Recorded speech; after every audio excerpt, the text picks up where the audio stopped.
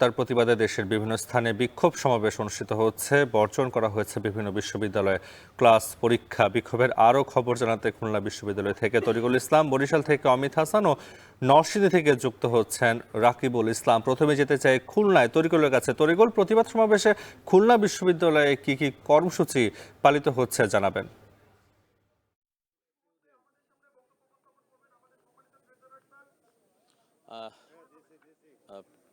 ফিলিস্তিনি যে গণহত্যা ইসরায়েলের হামলায় হচ্ছে এবং সেখানে শিশু আবাল বৃদ্ধ সবাই নিহত হচ্ছে এবং সেখানে রীতিমতো একটি হত্যাযজ্ঞ চলছে।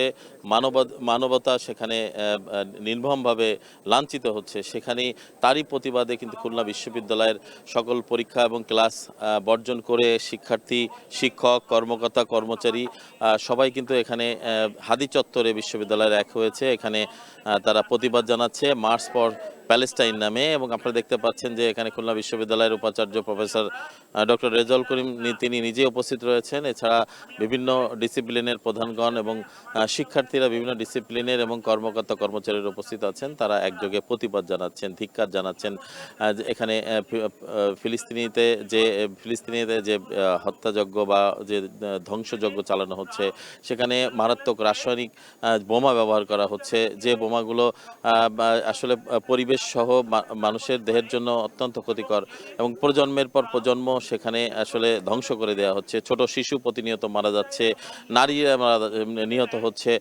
এই বিষয়গুলো নিয়েই এখানে প্রতিবাদ হচ্ছে এবং সেখানে কয়েকটা বিষয় উঠে এসেছে। সেটা হচ্ছে যে এই হত্যা যজ্ঞ যে চালাচ্ছে ইসরায়েল, সেই হত্যা যজ্ঞের আসলে কোনো প্রতিকার বিশ্ব যারা নিয়ন্ত্রণ সংস্থা তারা কেউ আসলে নিশ্চুপ রয়েছেন। তারা আসলে এই বিষয়ে কোনো কথা বলছেন না।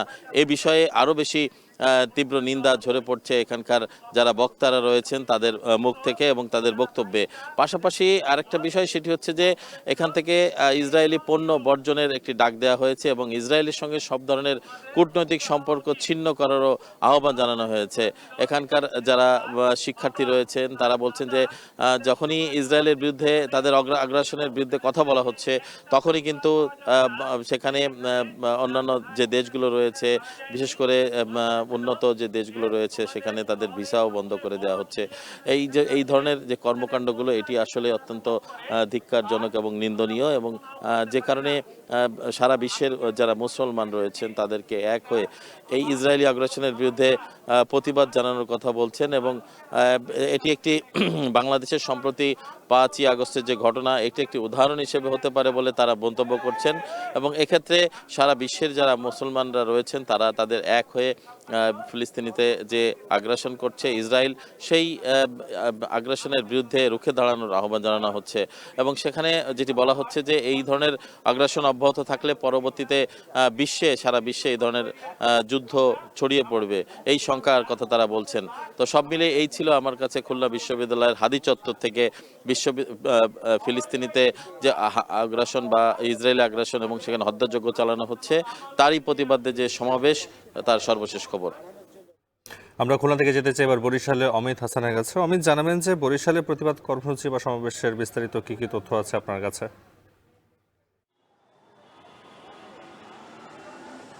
জি, ধন্যবাদ আপনাকে।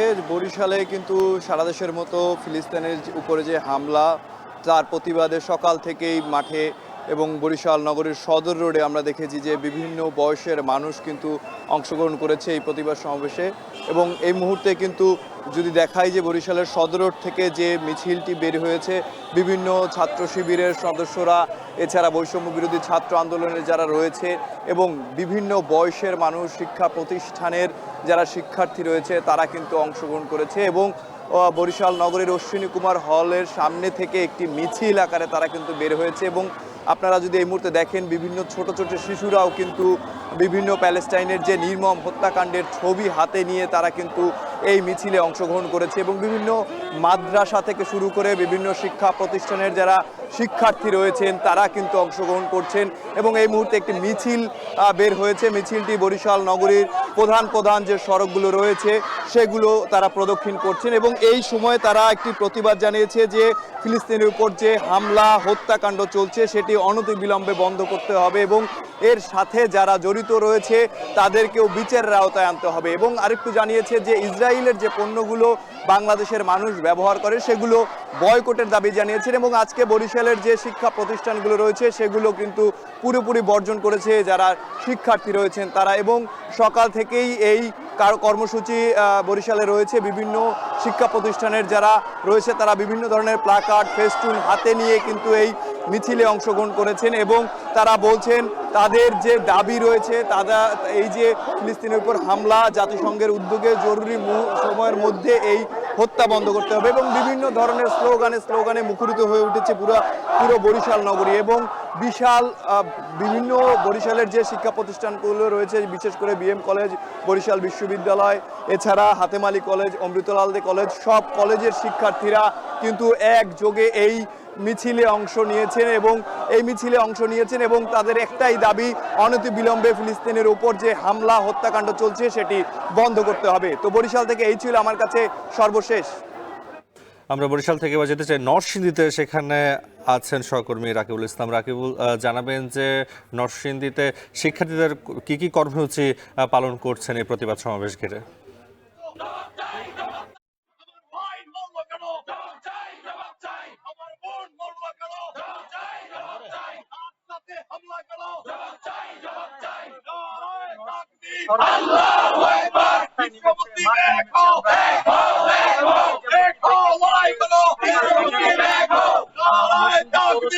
সাধারণ মানুষ আসলে জড়ো হয়ে তারা আসলে বিক্ষোভ মিছিল যাত্রা শুরু করে বিক্ষোভ মিছিল শহরের বিভিন্ন সড়ক প্রদক্ষিণ করে প্রেস ক্লাব এলাকায় এসে কিছুক্ষণ অবস্থান করে তারপর বিক্ষোভ মিছিলটি কিন্তু এখন ঢাকা সিলেট মহাসড়কের দিকে এগিয়ে যাচ্ছে। শিক্ষকরা রয়েছেন এখানে, সামনের সারিতে শিক্ষার্থীরা রয়েছেন, সাধারণ মানুষ রয়েছেন, সকলে আসলে যে হামলা চালিয়েছে তাদের উপর সেটি আসলে প্রতিবাদ জানাচ্ছেন যেগুলি হোক তাদেরকে রক্ষা করতে এবং একটি